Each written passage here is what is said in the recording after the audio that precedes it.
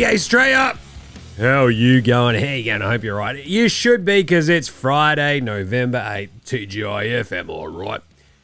That's right. I'm your host, James Clements. You can see my ugly mug on the panel, the official NBL Supercoach show. What else? The AFL Today show, NFL STRAYA, lots of other stuff, you know. That's what we do here.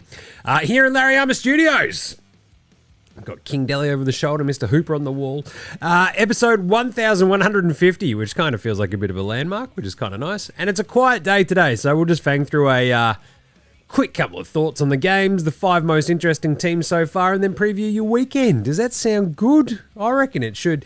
So over the game wraps, we've got That's on a Knife, Old Mate, No Mate, Spud of the Night, Better than Lonzo Ball, D Head of the Week, Magic Tweet of the Week, yes.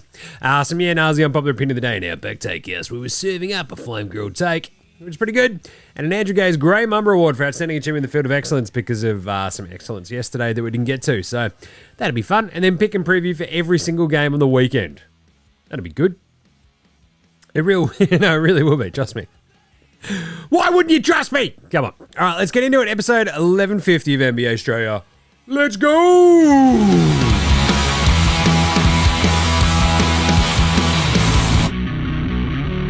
This is Josh Giddey. G'day, this is Andrew Gay. This is Jack White. This is Joe Ingles. This is Darcy Daniels. This is Chris Anstey. This is Matthew Delvedova. This is Shane Hill. Hi, this is Ryan Brockhoff. This is Miss Creek. This is Nick Kay. You're listening to NBA STRAYA. And you're listening to NBA STRAYA. And you're listening to NBA STRAYA. And you're listening to NBA STRAYA. And you're listening to NBA STRAYA. And you're listening to NBA STRAYA. You're listening to NBA STRAYA. And you're listening to NBA STRAYA. And you're listening to NBA STRAYA. And you're listening and watching NBA STRAYA. This is NBA Australia. Let's do it. Watch out for the Shaq attack. Yeah, you better. The gummy attack. Shaq has gummies. So Shaq-a-licious gummies. XL gummies. They're very big, apparently. The biggest kid in the candy store is bringing Shaq-a-licious gummies to 7-Eleven and Speedway stores. How good is that? I'll tell you what, it's pretty bloody good. I'm excited. Let's bloody go. It is Shaq-a-roni season, and now it is Shaq-a-licious season, which I just assume is the same thing. Like, he's just Shaq-a-licious. Right, let's start today's show the way we start every show here at NBA Show with the Daily. Oh, it's a whip around, man. Yeah, not bad. Hey, bad news if you're a Philly fan. Oh, geez, Jim, does that mean more? Yes, Tyrese Maxey. Pinged a hammy. That's right hamstring injury. He's out at least a couple of weeks, which sucks. He's going to be fully evaluated today, so we should have more of this next week. But that is, yeah, not great. Like, if you're a Sixers fan, you see the guy, oh, nuts. I did sort of like a Philly breakdown yesterday, right? And it was kind of like, yeah, this isn't good, but at least Maxey and Paul George now get to sort of figure out how to play together. And yeah, nah. Not anymore. So yeah, it's pretty bad. Do you reckon Jared McCain is going to do his TikTok dance on the court? Get out there. Just do his best Tyrese Maxey impersonation. Do it for the cameras, Jared. That's fine to throw McCain out there. You've got Big Booty Kyle Lowry, but Maxey's a star. Like, he's really, really, really good.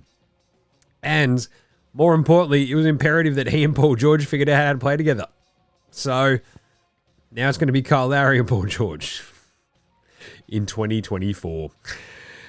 Yeesh, we'll talk about them again later. Lowry, Markin, and he came back today, which is kind of fun. And Jordan Jeremy Clarkson was also active, so that's kind of nice for the Yaz. Didn't help them. We'll get to that in a second. Anthony Davis is likely to go tomorrow against the Sixers for the Lakers. The Lakers stink! Without AD. So AD's coming back. He's got, plantar fasciitis in his foot. Not great, but he's going to try to play through it. That's not great if you're a big dude. Again, not a medical doctor, but yeesh. Devin Vassell in some good news. He's going to make his debut against the Utah Jazz this weekend as well. Kind of cool because the Spurs are on like this big homestand. Obviously, no Coach Pop yet. But Devin Vassell coming back certainly helps. The fact that they won today was pretty cool. So good job by the Spurs. I did not pick that. Did not expect it. And they did. So good job by them. And 2 other little bits and bobs. 2 big names going to the G League. Johnny Furphy off to the Fort Wayne Mad Ants. Love that. Get some run. Go on, Furfs. Old mate Tiddens. We love him. And Bronny. He's been sent down to the G League. Love that. Bronny being sent to the G League, it's like, how angry do you think LeBron was? Or do you think LeBron was just kind of like, yeah, it's about time he's a bit shit? That's what I want to know. What do we reckon? Anyway, before we get into the game wraps, I just really want to quickly hit on some, before we get into the weekend, you got a big weekend of NBA ahead. There's a lot of games. We've done our power rankings and all that sort of stuff during this week. We've talked about the biggest surprises. So I really want to quickly just bash home the idea. What are the 5 most interesting teams so far this year? For me, it's Golden State and how good that defense has been, because when we had 12 games yesterday, we didn't kind of get to focus in on just how good it was that they beat Boston. I mean, not if you're a Boston fan, of course, but it was impressive, if nothing else. And the defense was fantastic. Andrew Wiggins is engaged. You got Gary Payton II, Trace Jackson Davis doing stuff. Draymond hasn't tried to kill an Eastern European yet. And they've got Steph and Mini Steph, a.k.a. Buddy Hield. The interesting sort of thing is probably the more hey, Jim, how did it compare to your expectations going into the season? It's like, whoa, what is going on there with Golden State? It's fascinating. And they're on this road trip now that it's going to be even more interesting over the weekend, I'll tell you that much. But they are fascinating. I'm loving it as well because, I don't know, there was something sort of weird and off with them the last couple of years, whether it was sulky Clay or whatever. Draymond obviously blowing his bloody lid at the drop of a hat or the sight of an Eastern European big man. And now they're kind of we've just got lots of dudes. And I thought that was probably not great because some of those dudes aren't very good. But Buddy Hield, if he just keeps shooting 50% from 3 and doing a Steph Curry impersonation, then they'll be good. It's probably not going to hold, but still. So far, very interesting, and they're very good. The Cavs, that's obviously wildly interesting to me because I love Kenny Atkinson. He takes over the job. They're 9-0. They're flying. But how it's working is fascinating.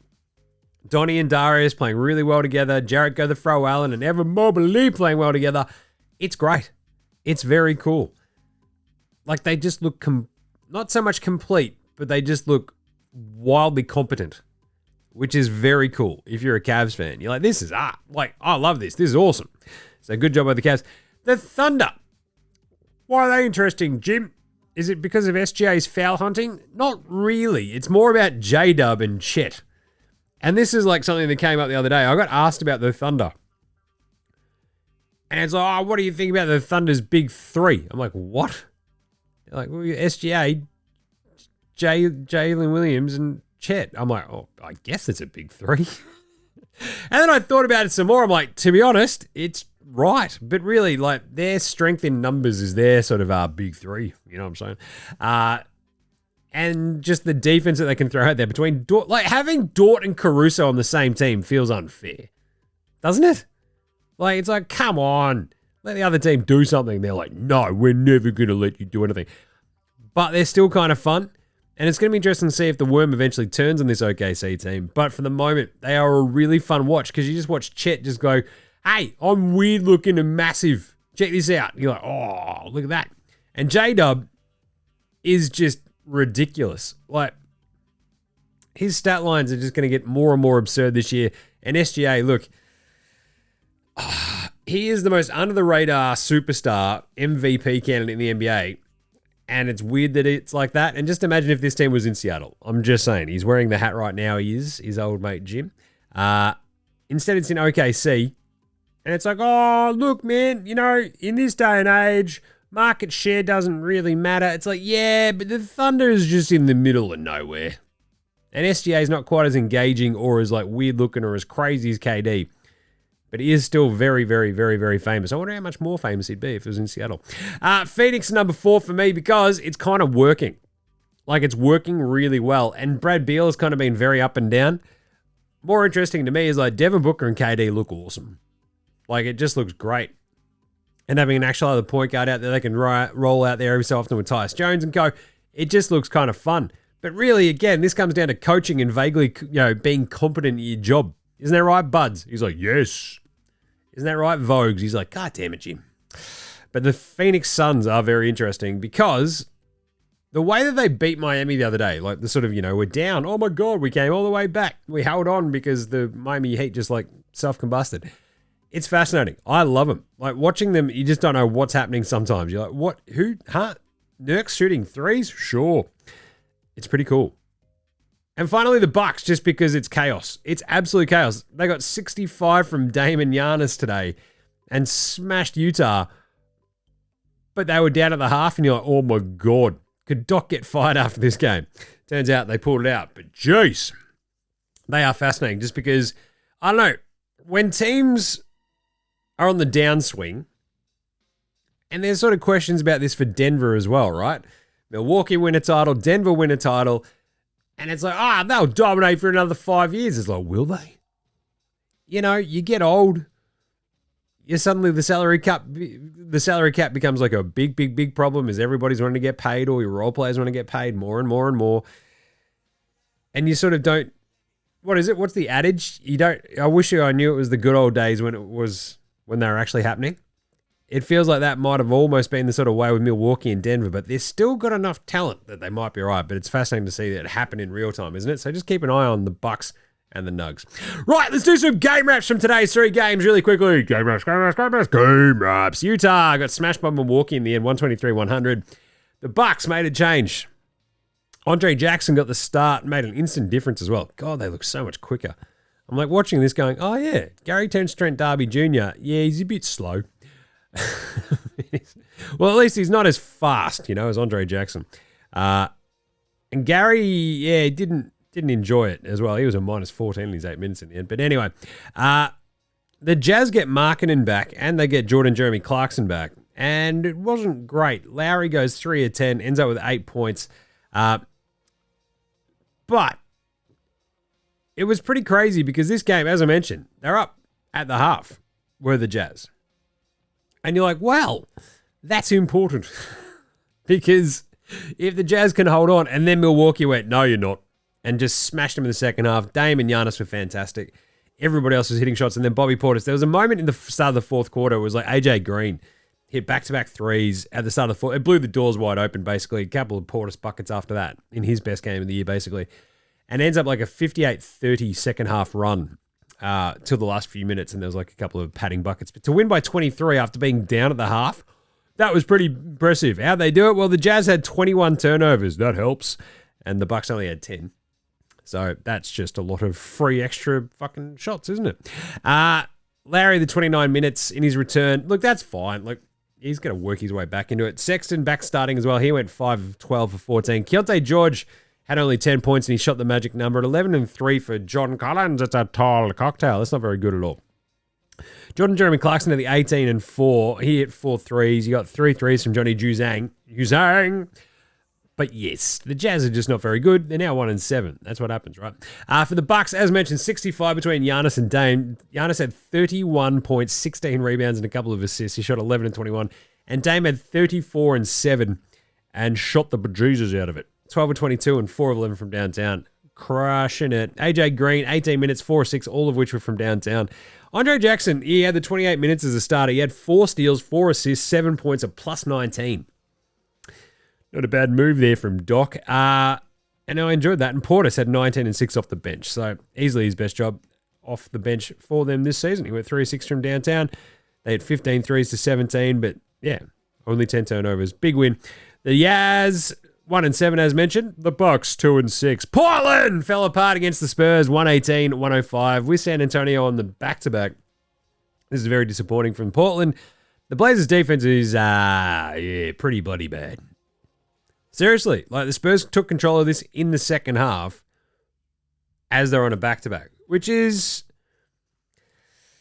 like Chauncey Billups. We'll talk about him later. It's just, I don't know. Jeremiah Grant ends up with 21, but they got absolutely steamrolled in the third quarter and then just kept the Blazers at arm's length the rest of the way. Like, it was kind of embarrassing. Like, there was a little bit of a run. They got it back within, like, 8. And you're like, is that the best you're going to do? And Portland are like, yes, that's all we have. I don't know how they're just this bad. Like, the Blazers would never really... Like, there was a moment at the start of the second half, at the end of the first half, where they're getting really close. They kind of tie it up basically at the start of the third. And then the Spurs sort of put him to the sword. Champagny's hitting threes. Wemby's like getting involved. Malachi Branham's hitting more threes. And the Blazers just didn't quite keep up well enough. And it's not good because they just let the Spurs score and score and score. Because Wemby wasn't even dominating. That's the thing. You're out of the Spurs win, Jim. Oh, did Wemby dominate? No. And that's the weirdest part. So the Blazers only go 9 of 32 from downtown. Not good. Jeremiah Grant goes for 21. But yes, it's the classic Jeremy Grant. It's like, oh, how good was his 21? He had 3 rebounds and 1 assist, and he was a minus 16. Yep. Dominating, same sort of vibe. He had 21 and 10, but it's like, how impactful are DeAndre Ayton's 20 and 10s? Not very, seemingly. Anthony Penny-Simons, 19 and 7, but he shot 7 and 16. Shaedon Sharpe came back as well. I forgot to mention that at the top. That's kind of nice. He shot 6 of 9. Nice. And had 13 points. But Delano Banton went 1 of 8. That was brutal. Scoot, 5 of 12 for 11, 3 and 3. And it's just like, they need more from him against the Spurs. You know what I'm saying? When he's going up against the likes of Branham and Stephon Castle and CP3. Come on, Shaedon. Come on, Scoot. And 9, 7 and 5 for Denny Avdija as well. Just not... It feels like they need to use him more. He was only a -4 in 25 minutes. And the 9, 7 and 5. It's just not enough. Anyway, the Spurs, Wemby, 12 points, 8 rebounds, 2 assists, 4 steals, and 3 blocks. Not bad, but he shot 4 of 13 and 2 of 6 from 3, which is amazingly enough an improvement on his season average. 14 and 6 for Stephon Castle, the rookie. Love that. 6 and 6 for CP3. Champagne had 14 and 6. But Keldon Johnson, I put him on blast yesterday. He rocked up 17 11, and Malachi Branham at 17 as well. Zachy Collins, that's right. He had 14. They hit 16 threes. Did the Spurs. They're now 4 and 5. Portland dropped to 3 and 6, and they stink. Minnesota finally. Whoa, this game was sick. 135-119. Jim, that's a 16-point win. Why was it sick? Well, the Bulls led at the half by 9 points and led halfway through the fourth quarter, and then lost by 16 points. It was a chaos start as well. Like they hit a seven straight threes between the two teams. 10 of them in the first 9 minutes of the game. And you're like, this is nuts. And it went back and forth, back and forth, back and forth. And you're like, yeah, Chicago's defense is going to wear down at some point, right? It's like, nope. The Wolves eventually claw their way back into it in the fourth quarter. Like, it was 106-101. The Bulls were leading. And the Wolves ripped off a 29-8 run. Yeah, it's pretty good. Like, Nicky Alexander-Walker basically kicks off with a 3. Randall gets a layup. They get the lead. They never give it up again. There's like a 12-0 run in there. And you're like, geez.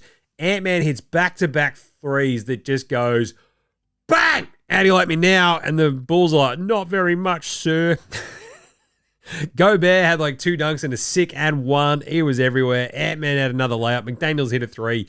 And boom, the game was over. Like, they ripped off a 45-24 fourth quarter. Like, it was a laugher in the end. Like, this is what makes Minnesota so dangerous. They can just do this every so often. And it came from every angle as well. It wasn't just Ant-Man. Well, it's like, you know, when Ant-Man or Devin Booker or someone like that has like those out-of-body experiences, this was a combined team effort, which is kind of neat if you're a Wolves fan. For the Bulls, pretty disappointing. This is what you get on the big jobs. Your defense stinks. Kobe White had 24 and 8. Vooch had 25 and 5. Oh, Dosunmu with 13. Not great. Gids 9 points. His first, you know, sort of under double-digit game for a little bit, I think, off the top of me head, because it was not a fantastic outing. But he did have, and this is the good thing about Gids, he had an absolute slew. He had 13 assists and 0 turnovers. That was awesome. Unfortunately, he shot 3 of 12 for his 9 points. So that's not as good. But either way, that's a hell of an assist to turnover ratio, what I'm saying. And that was his first single-digit scoring game this season. Bit of a tough one for our man Gids, but there you go. Get that on the big jobs. Outside of that, THT. He's doing all, mate, 13. Mini shot 54% in the end, 16 threes at 42%. Ant-Man is at 33, 8, and 6. He was awesome. We'll talk about him again in a second. 22 and 10 for Randall. He was very solid. It's like one of those things like, we need a bucket. And Julius Randle's like, oh, I'm not going to miss. And you're like, ooh. Handy. 14-11 for Mike Conley as well. He was very, very good. Hit some threes too. 19 for Jaden McDaniels, V nice, and 21-9 for Rudy Gobert. Is that what they were? Don't they Vincenzo? Had 13 points, went 3-10. And this is despite Naz Reid not doing much. It's a good win for Minnesota, where their backs were against the wall and they were looking like they were going to cook it. Chicago now 3-6, Minnesota 5-3. Let's do an NBA Australia approved performance of the night. That's not a knife. That's a knife. Ant-Man sparking that run, that was sick. He was so up and about, and he was so up and about when, like, it was amazing that they were down halfway through this fourth quarter and then it was junk time. And he's up and about helping out, like, you know, cheering on the young dudes getting their first NBA buckets. He ends up with a 33, 8, and 6 shot, 13 of 23 and 5 of 9 from downtown.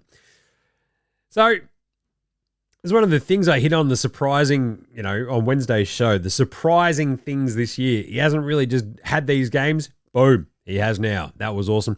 And Giannis and Dame. That's an NBA Australia approved performance of the night because I guess you just saved your coach's job.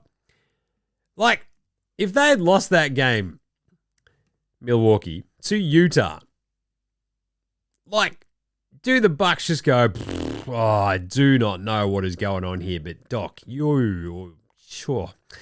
Hope you've still got your ESPN bloody pass card so you get back in the building because on your bike there, pal. But 31 and 34 each. Love that from Dame and Giannis. Giannis was everywhere. Dame, just, I love watching him when he's on. It's awesome. When he's off, it's not as great. But when he's on, it's beautiful. How about Spud of the night? Spud, Spud, Spud, Spud, Spud, Spud, Spud, Spud, Spud, Spud, Spud, Spud, it is Spud of the night. Oh, no. I mentioned 3 of 12 shooting for Josh Giddey, but he can't be a Spud of the night when you have that many assists and 0 turnovers. What about 1 of 8 for Delano Banton? Eesh. Yeah, the Blazers needing him to just like not miss again in the fourth quarter. That's not a good position to find themselves in. 3 of 10 for Lowry as well. 3 of 11. That's right. Keontae George went and shot the magic number. Woo! Chill! Yeah! He shot 3-11. You better believe it. How about Old Mate No Mates? Old mate, no mate. Old mate, no mate. Old mate, no mate. Old mate, no mate. Old mate, no mates. Who's got no mates today? Wemby falling over pretty continuously was pretty funny today.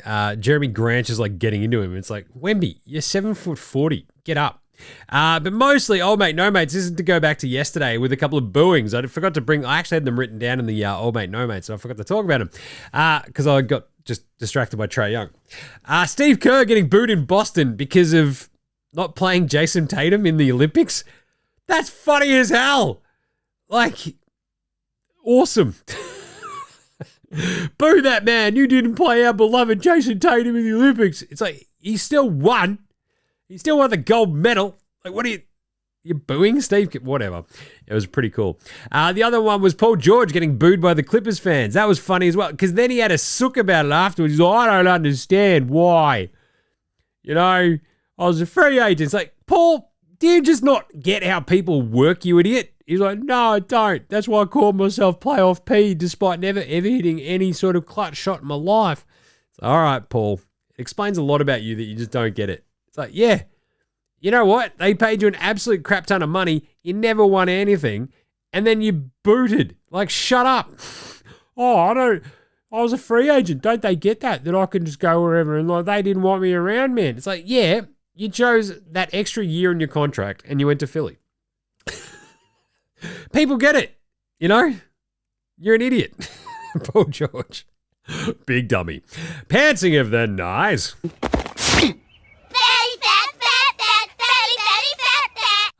Rudy Gobert and Stafford were absolutely yammed one, and Kobe White was like, I'm going to challenge. Oh my God, I made a horrible mistake.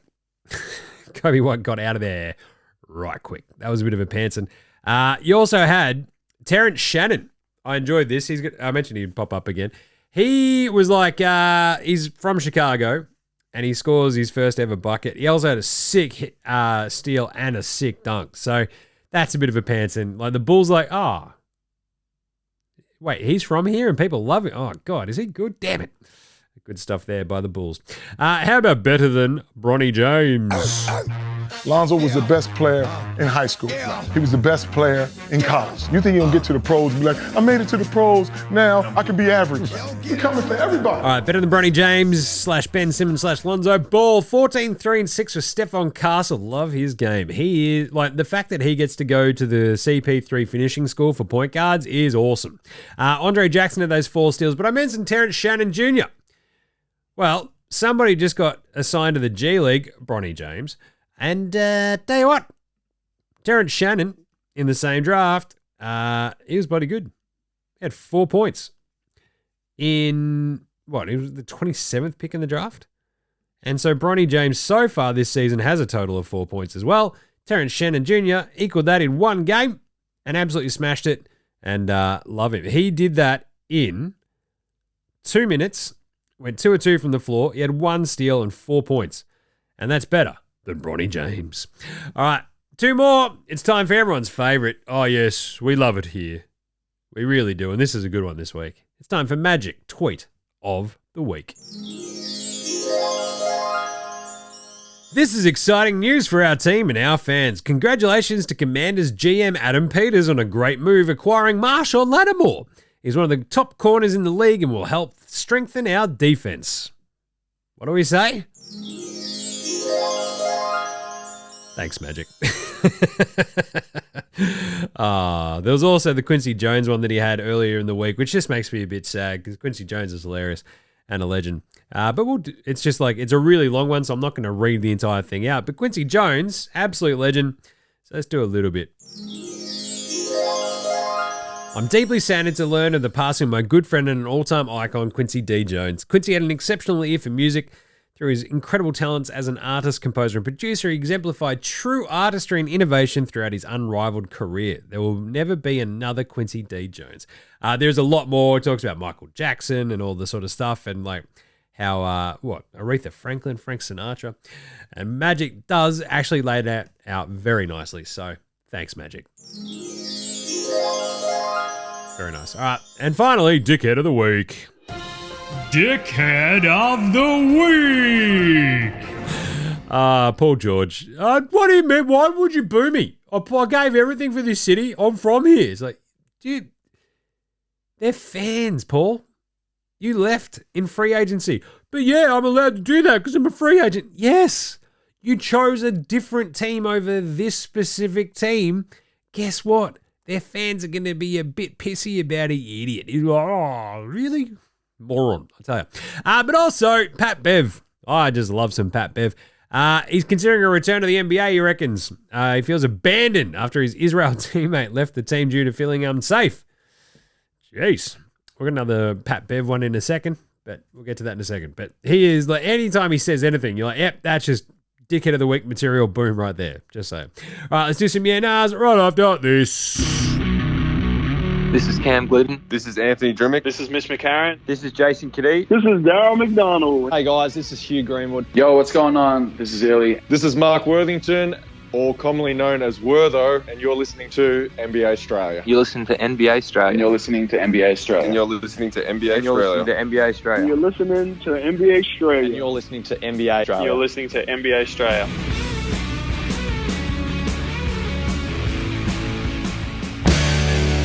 Oh, yeah, let's do some yeah nahs. Why wouldn't you? Because go buy a t-shirt as well, nbaaustralia.com/shop. Or actually, just click through on the socials. I don't know if the website's actually working at the moment. Right, let's do it. Yeah nahs. Hey, Jim, are you now worried about Philly? Yesterday you weren't. Yeah, nah. Yeah, I am a bit.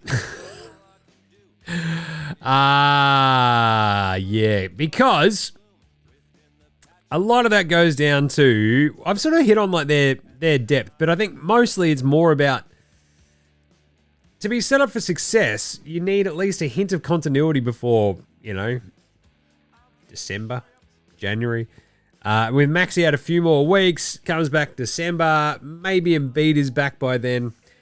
It just, you want uninterrupted sort of runways with your stars and getting them to gel. So Maxey, Paul George, and Embiid. Like, everything else is extraneous to those three. Those three need to know how to play together. And Embiid's already out. Paul George has missed the start of the season. Maxey and George play 2 games together. Maxey gets hurt. Now Max is on the shelf. No one knows when Embiid's going to come back. He's not going to play bloody back-to-backs anyway. He's already made clear. Like, this is also why you have Kyle Lowry on your roster. So you can sort of try to keep winning games if you lose a Maxey or whatever for a bit. You've got Jared McCain, the rookie. You've got Reggie Jackson on this team. Like, ostensibly, you should still be okay, but it also depends on Paul George taking a bit of a step and just go, oh, wait, I'm Paul goddamn George. I'm getting paid a horribly large amount of money to be better than Tobias Harris was for this team. Can I do that? It's like, you bloody well better, Paul George. But if Maxey, Embiid, and Paul George is like time on the court just isn't, here we go, maxed out, it's going to suck. They need to do that. It's not good. Do not like. So, I do like that Yabu's been awesome. But Yabu was also like, you know, booted in the head. Yeah. They're sitting at 1-6. The Sixers. And they have a game against the Lakers tomorrow. They then host Charlotte and then the Knicks and then the Cavs. Like, as I sort of hit on yesterday, that's not... 3 of those 4 are pretty tough. And they also play the Lakers. Jim. No, even home versus Charlotte's no, like, right-in win, right? Like, without Maxey, you've only got Paul George? Yeah, I'm starting to get worried. Like, if they're 1-10, jeez, 1-11? They lose all 4 of those games before they play Orlando. Look out. Next one. Are the Bucks fixed now, Jim? Yeah, no. Nah, not fixed at all. They had a really good Bobby Portis game and they played the Jazz. So far, the only team that's been worse than them this year. They are far from fixed. They look better. And that's kind of the thing. They just need games like that just to relieve the pressure. So they talk about like getting your 2 dudes playing together with a coach who's trying to figure this all out. That's all the Bucks are. You just need Dame and Giannis just playing perfect complementary basketball and go from there and try to build out around it. If you can't do that, you're up shit creek anyway. Jez Oz sent in that Pat Bev quote. A few teams have reached out. Basically, he reckons. So, Jez Oz says, they haven't. Yeah, nah. I do wonder, like, is there... I don't know if there are teams out there going, you know what we need? Pat Bev. Like, if teams are reaching out now going, we definitely need Pat Bev, he'd already be on a team. So I'm going to agree with Jez Oz. They haven't. What are you doing? Yeah, pretty brutal.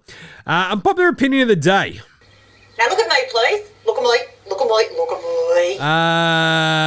me. Look at me. Look at me. Look at me. Chauncey Billups. What does he do? You know, Blazers fans are like already sort of, it's like a holy war sometimes. I mean, Blazers fans are just like that in general. They really are. It's like some things about Chauncey are good, but at the same time, you're like, what does he do? Because he now has a coaching record of 84 and 170. That's 84 wins and 170 losses. Those 84 wins have come about in 27 and 55, 33 and 49, 21 and 61 seasons. And then they're 3 and 5 this year. And I look at someone like Scoot and you're like, Chauncey Billups should be the ideal mentor for Scoot. Anthony Penny Simon should be taking his game to the next level under Chauncey Billups. And it just feels like they're kind of treading water all the time. Like it's weird and kind of gross. I don't know. I want to hear from Blazers fans out there. Let me know what your vibes are on Chauncey because I am souring. And my big question is like, every time I watch the Blazers, there's no seeming rhyme or reason about most things. And like, this is the vibe I used to have on Jason Kidd as well. And his entire thing was, I'm going to hang my hat on defense. And then he was horrible in Brooklyn, horrible in Milwaukee. It's been a bunch of years, as an LA assistant and stuff like that. Gets to Dallas and the defense just sort of kicks in. And he sort of still doesn't seemingly do too much about, like, outside of being a pretty decent seeming vibes guy.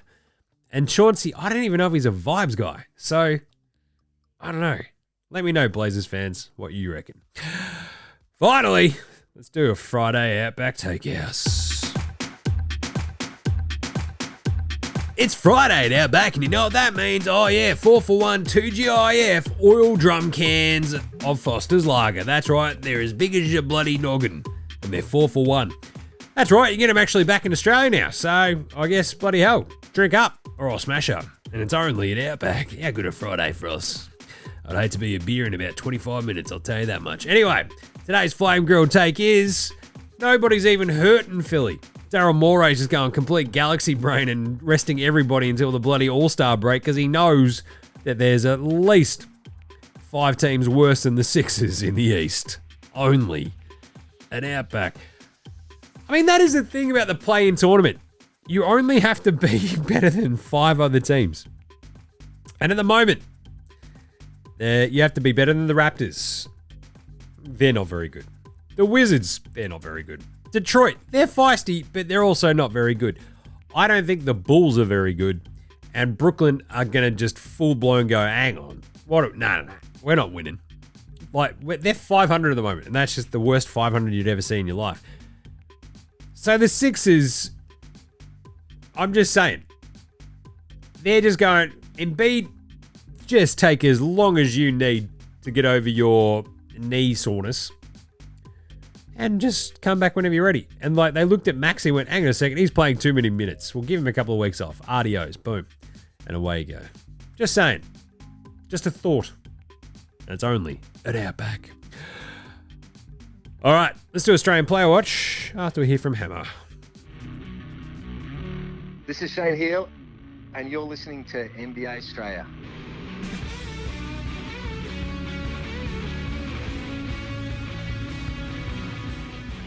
All right, time for the Australian Player Watch for today. Big Friday for the Aussies. Even though there was 3 games, only 3 games, we had plenty of the Aussies actually in action. We obviously had Josh Giddey up against Jingling Joe Ingles as the Bulls took on the Wolves, which is pretty fun. Unfortunately, Gids' Bulls fell very, very short against the Wolves. And a lot of it was Giddey's shots. He did get absolutely smoked on a very, very nice block by Jaden McDaniels early on. But outside of that, he shot 3 of 12 for this one, did Josh Giddey, the mop-top Mamba. He went 1 of 4 from downtown, 2 of 3 at the free throw line, though, which is very nice. 9 points, 6 rebounds, but this is the best part about Josh Giddey's day. 13 assists and 0 turnovers. That is what you want to see from the mop-top Mamba. That is very, very, very good. In that same game, however, the Jingling Joe Ingles did not get out there against the Bulls. He copped a did not play coach's decision. At this point, it could be did not play. He's quite old. We're just resting him. That's the Jingles way. Paddy Thrills up against Milwaukee in a big loss by the Yaz. It's a soft J. 100-123, they lose that. But Paddy tried.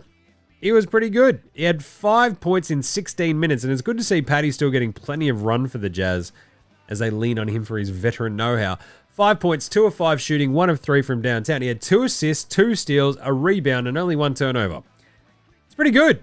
Let's go, Paddy. Love to see that. And then finally, we also had the Portland Trailblazers play today. That meant do-up, bop, do-up. The Great Barrier Reef. Do-up Reef got out there for 1 minute in their 118-105 loss to the Spurs.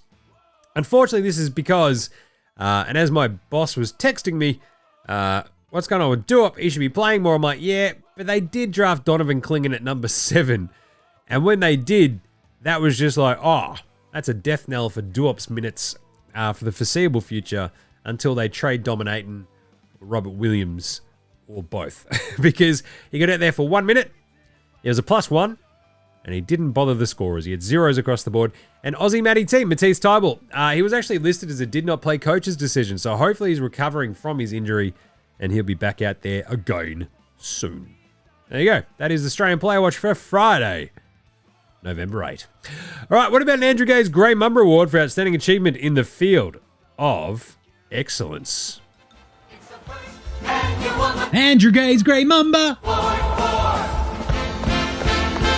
Outstanding achievement here. The field of excellence. Domantas Sabonis. We didn't bang on about this yesterday. We had to fly through yesterday's show. The Souvlaki King himself had the very, very first ever flawless victory. Flawless triple-double. It's the first time it's ever happened in NBA history that someone's had a triple-double without missing a shot, without missing a free throw, turning the ball over, or having any fouls. Flawless victory. That is unreal. What an absolute ball terror of a triple-double. Seriously, at 17, 11, and 13 with 0 missed free throws, 0 missed shots, 0 turnovers, and 0 fouls. That's a new triple-double. The flawless triple-double. But what about the time that Jokic had a triple-double with 0 missed field goals and 0 turnovers? Yeah, but Jokic missed a free throw and had 3 fouls. Sabonis didn't have that. It was all 0. It was perfect. He played the perfect triple-double game. It's incredible. It's the first time it's ever happened. That is outstanding achievement in the field of excellence. The Souvlaki King, Domantas Sabonis, 17, 11, and 13, does not miss a shot, does not miss a free throw, does not turn the ball over, and does not foul. Flawless victory. Love that. All right, what about a Patty Mills Game Day Ball or Game Day Twitter check-in? Should we have a look and see what Paddy's been up to on Insta? Well, there's Paddy. Jazz Nation News. He's talking about his long relationship with Will Hardy. Oh, that's good. That's some good Paddy Mills. Don't mind that. Anything else from Paddy? No. Jock Lando did have another good update, though. That's a story. That's him and Stephen Adams with the OG Mark Bryant. How good is that? Just a couple of big Houston Rockets and, you know, Antipodeans hanging out. God, Stephen Adams looks huge. That's awesome. And then him with the awesome Nike Speed Dealer Sunnies hanging out. That looks awesome. Doing a great job there, Jock. He's one of the better follows out there on the Instagrams. Not bad. All right, we have a huge weekend of NBA basketball ahead. So let's preview it, shall we? In the game previews. Game previews. Thanks, inadvertent Bane. Not a problem, Jimmy. You excited for the weekend? Yep, I'm going to TISM tomorrow night. The My Music Bowl. Here we go, a bit of Jim's story time. I did skip out on my then girlfriend's 18th birthday party to see TISM play at the Hi-Fi Bar. This is a really long time ago because I'm very old now. And we didn't skip the entire thing. We got the night bus all the way out to they're in Nuttawading and got to the house just in time for my then girlfriend to very drunkenly greet us. Me and my best mate. Sitting at the back of the house. I think I'd had half a drink. And then she started spewing everywhere. Yep. Good times. Great memories. Wait, was it 18th? Can't remember. No, it might have been a little bit later. Maybe it was the 20th. Anyway. It was a long time ago and I don't really remember. I don't think it was the 21st. No, it wasn't 21st. Anyway. So there you go. TISM this Saturday night, the My Music Bowl should be a little bit different. Either way, should be a great weekend ahead for your basketball watching as well. I also love that because it means I'm going to a lot of hungover hoops on Sunday, I'll tell you. But tomorrow's slate, we have a big Saturday slate. We've got Indy at Charlotte. Now, Charlotte are 6.5-point underdogs at home. I love this because Charlotte just hang with teams. You know? They're not that good, but at home, it feels like they are just sort of always thereabouts. Now, the problem is Indy's pretty good. So, can they actually do it? Can LaMelo, Brandon Spindles-Miller, Miles Bridges sort of keep up? So, at home, they lost by 8 to Miami. They got into a massive shootout with Toronto. They lost by 15 to Boston, 10 to Boston last weekend. And they beat Detroit there the other day, right? So, 108-107, that one. 6.5 for Charlotte. I'm going to take the Charlotte 6.5 because Indy's defense isn't great. And if you're going to get into a shootout with them, it could be like that 138-133 win that they had against Toronto. Charlotte might still lose, but they can keep it vaguely close. Give me the 6.5 for the Hornets at home. Just because I want to see if this trend continues, because then they play Philly and Orlando. Charlotte are kind of a little bit wonky, a little bit weird, a little bit funky at times, but at home, let's see if we can trust them for another couple of games. Atlanta, they go to Detroit. This is a fascinating one as well. You got Dyson Daniels and Trae Young on the road in Detroit. Detroit basketball. You got Cade and Ivy. Can they stand up against Trae and Dyson Daniels, who is turning into one of the very best defensive guards in the NBA? Detroit are half-point favorites now. Zachary Rissache had a very good game, but without Jalen Duren in the middle for Detroit, look, you know me, I love a bit of Detroit. I love that they've been feisty, but without Jalen Duren with he sprained his ankle the other day, like the size of Atlanta between Clint Capella, Onyeka Okongwu, Jalen Johnson and co, they probably should be a little bit too big. So I'll take Atlanta plus a half point in Detroit, even though I do like Detroit and there's sort of bevy of other veterans as well. Tim Hardaway, Tobias Harris and co. I just feel like Atlanta with their size should be a little bit too good. New Orleans go to Orlando, and the Pelicans are 4.5 point underdogs against this Orlando Magic team that isn't very good at the moment because they do not have a Palamankata, which sort of stinks. So the thing is, Zion. Well, is Zion going to play? That's kind of my big question. So if he plays next to Spindles Ingram, you kind of don't mind the Pelicans getting 4.5 points.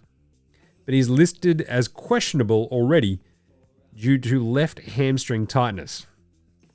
So, he came back. He might not miss this one.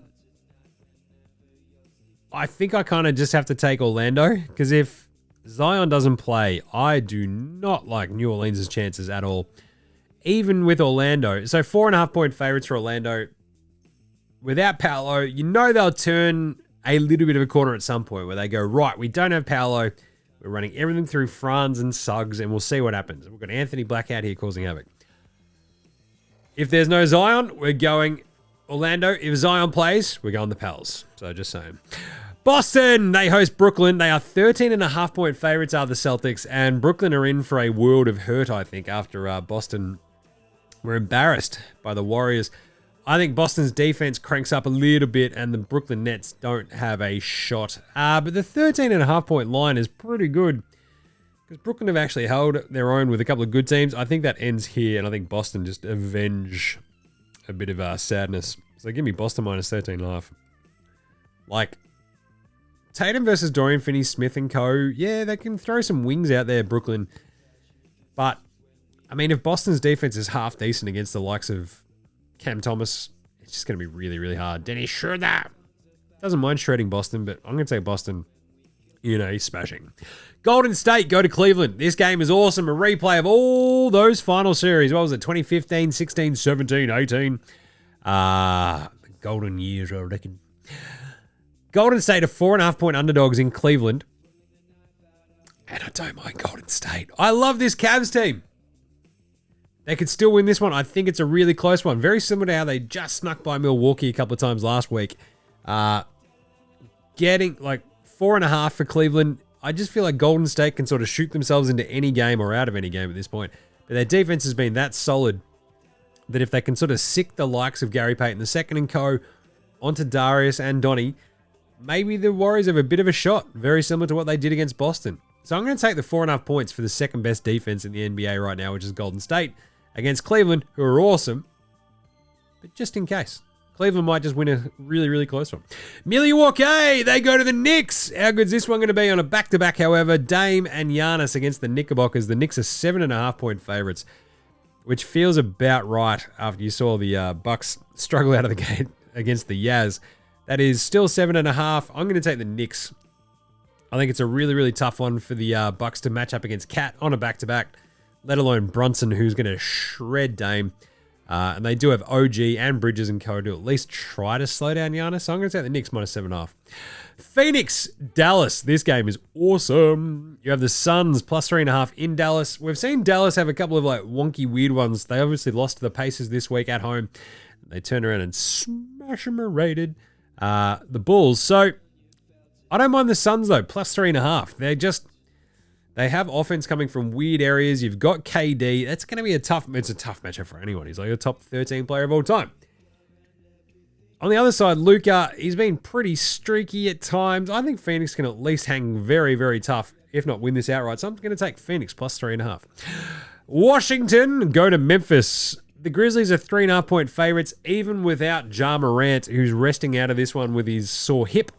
He left the game the other day against the Lakers in the third quarter, having hurt his hip. So no Ja. I still like Memphis. Like, their young dudes just play hard. Even without Ja, without Desmond Bane. Like, Washington, it's still a lot of Jordan Poole.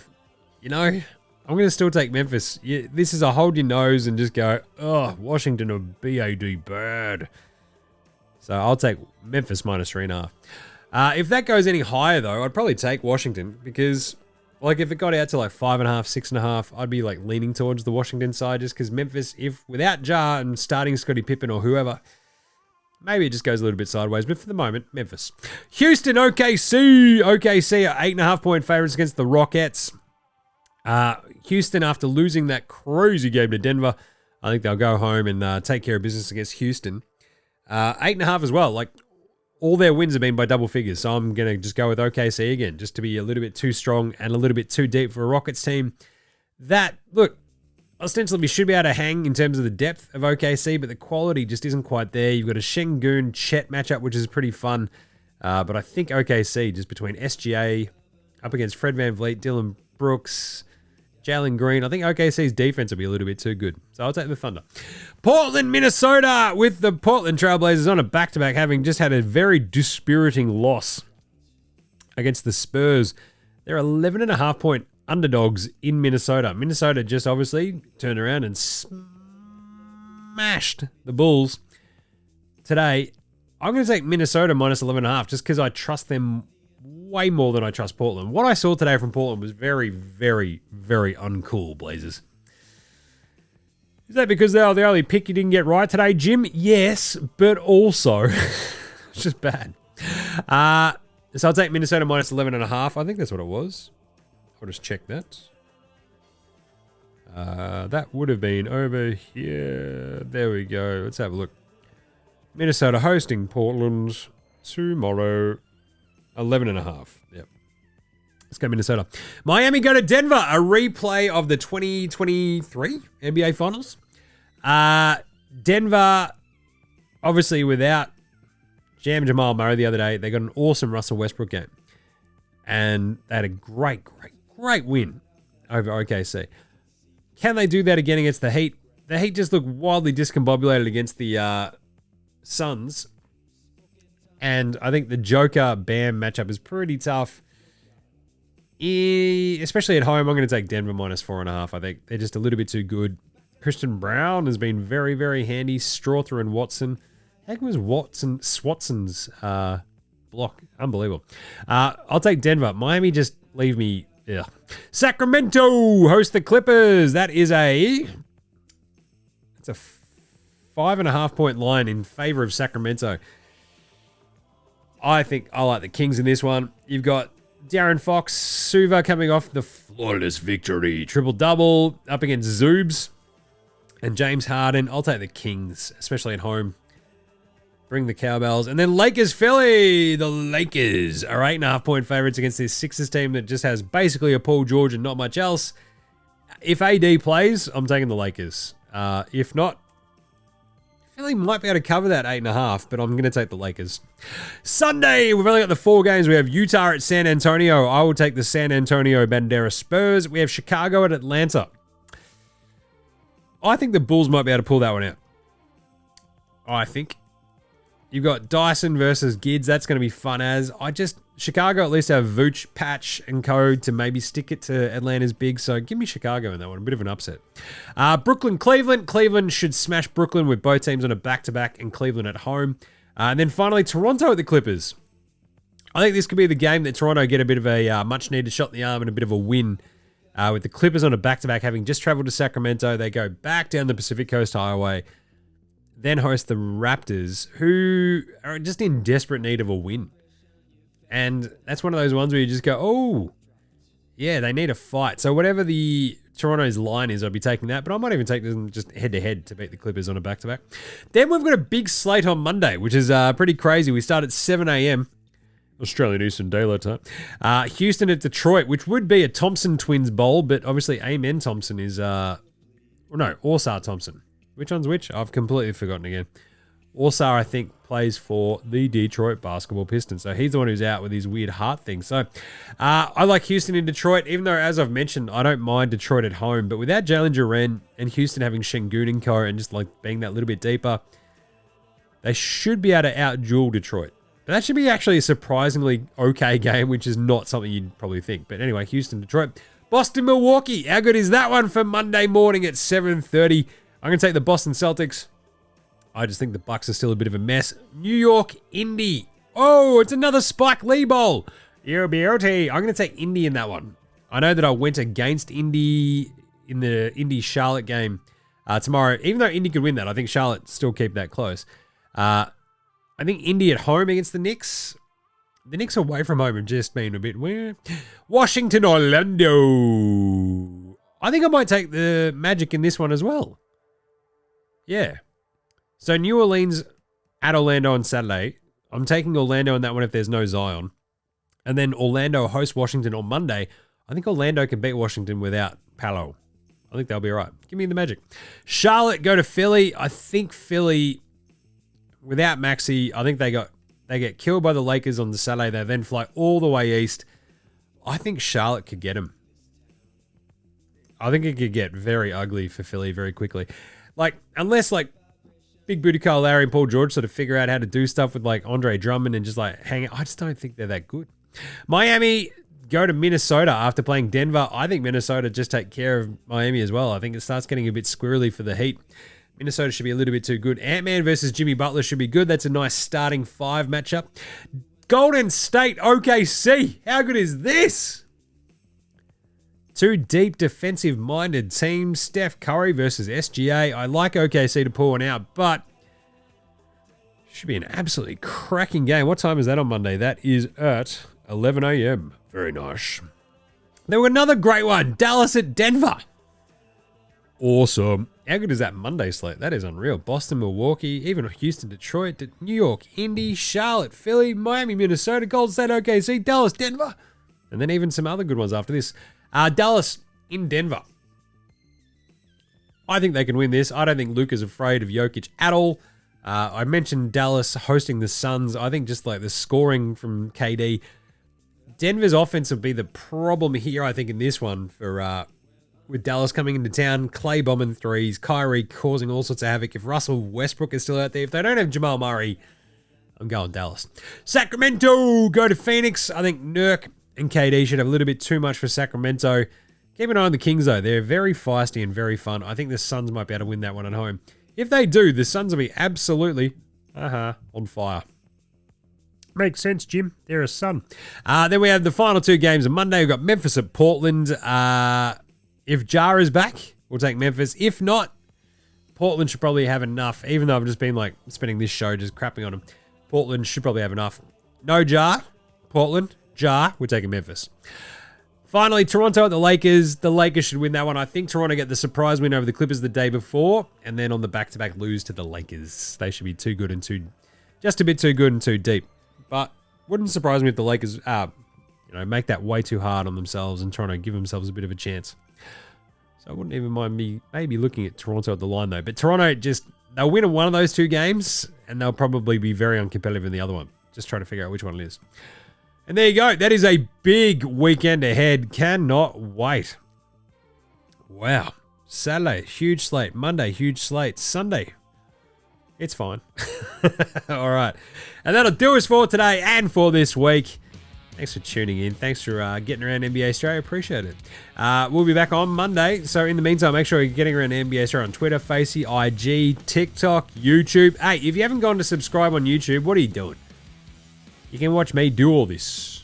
Yell into a microphone. It's fine. We're all over the socials, you know that. Get around NFL Australia as well with myself and Gaz. We've got me doing the fun bloody spin the wheel thing. That was good.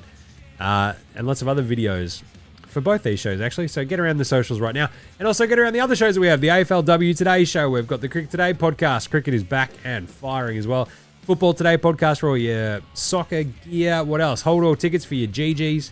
Get right around all of them. And check a rating review on your Apple Podcast, your Spotify, YouTube, whatever app you use on your Android phone. Just rate, review, star it, subscribe, send it to a mate. Whatever you're going to do, help a brother out. Come on. I ask for very little. I really do. I ask for so very little from you. So if you haven't done that, what are you doing? Big thanks always go to From Oslo for the intro and outro song, as well as House Hats, Joshua De Laurentiis, Fascinated Gold Mines, Ramshackle Army, Iowa, Section 8, Green, and Dozers. They're behind all the tunes you hear throughout the show. So smash them on Bandcamp, Triple J and Earth, Facey, Apple Music, Spotify, however you track or listen to your bands, do so.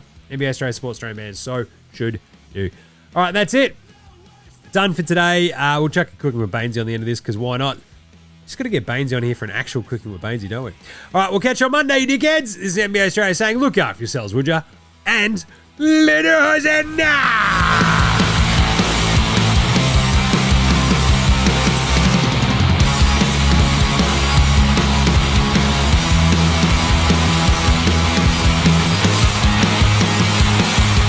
I think that's ridiculous. It's hard to get into why, because I'm trying to explain. I'm trying to be respectful. Cooking with Bainesy is filmed in front of a live studio audience. And now it's time for Cooking with Bainesy with your host, Aaron Bangers Baines.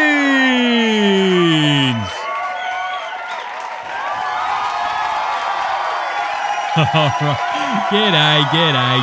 Yes, how are yous all? Well, look at yous over there. I see you over there again, Cheryl. Yes, we know that you love it. Oh, this is great.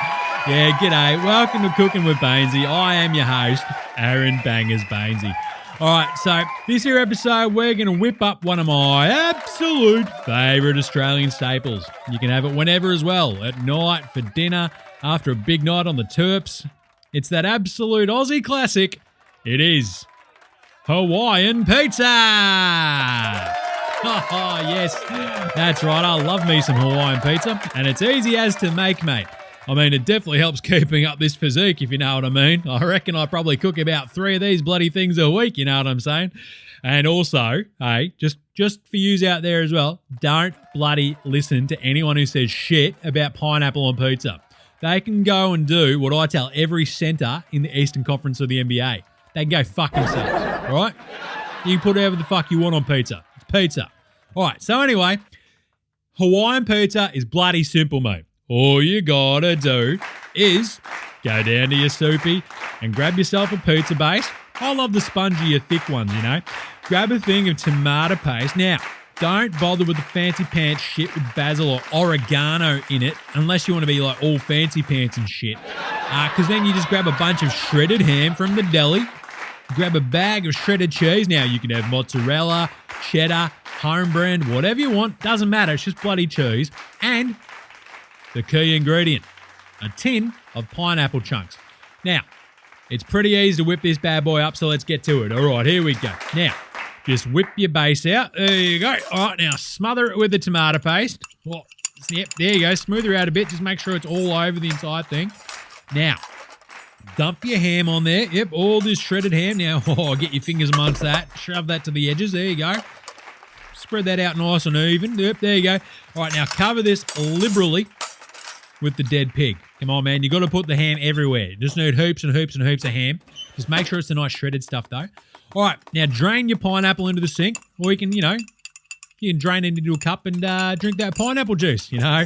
What bloke doesn't like a cup of pineapple juice, you know what I'm saying, ladies? There we go. Now, fang the chunks of pineapple on there. Just put it everywhere, just throw it around. And then cover up the entire bloody thing with your shredded cheese. All right. Now, we've got this oven over here. Just wang her in there in the oven. There you go, just for a good 15, 20 minutes at about 220 degrees Celsius. None of that Fahrenheit bullshit. Now, sit back, grab a tin, and let her cook. Oh, doesn't that bloody well smell delicious? All right, now here's one we made a little bit earlier. So you can see once it's browned and a bit on the edges and all your cheese is all melty and nice, you whip her out, you chop her up into slices, and Bob is your bloody pizza-loving uncle. Now, give it a sec to cool down before you chow down. Don't burn your bloody tongue because that cheese will be hot as buggery, eh? So, all right, now it's there. Just get your bloody munch on. And that is an absolute bloody ripper of a meal. The best bit is, and this will impress everyone, right? You can cook it whenever you want.